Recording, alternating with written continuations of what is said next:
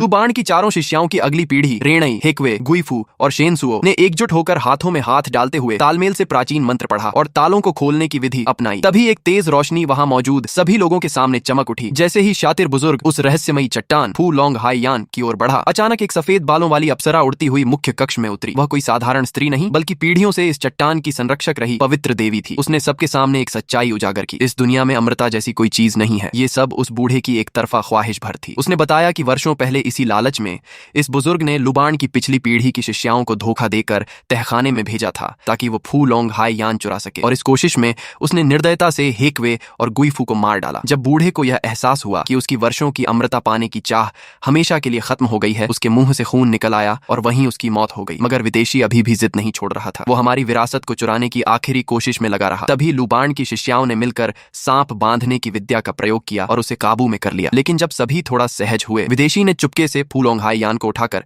भागने की कोशिश की। तभी हेक्वे ने बिना एक पल गंवाए अपनी तलवार से उसका काम तमाम कर दिया। मगर इसी बीच तहखाना अचानक हिलने लगा, दीवारें दरकने लगीं और जमीन कांप उठी। सब कुछ गिरने को था। शेनसुओ ने अपनी आखिरी ताकत लगाकर रेणई, हेक्वे और गुइफू को बाहर निकालने में मदद की। वो खुद वहीं रह गया, अपनी पिछली पीढ़ी की साथिनों का बदला लेकर मुस्कुराते हुए अपने कर्तव्य को पूरा करते हुए दुनिया से विदा हो गया। उनकी ये बलिदानी कहानी हमें ये सिखा गई कि एक सच्चा संरक्षक क्या होता है, जो अपनी सांस्कृतिक और आध्यात्मिक विरासत की रक्षा के लिए जान भी न्यौछावर कर दे।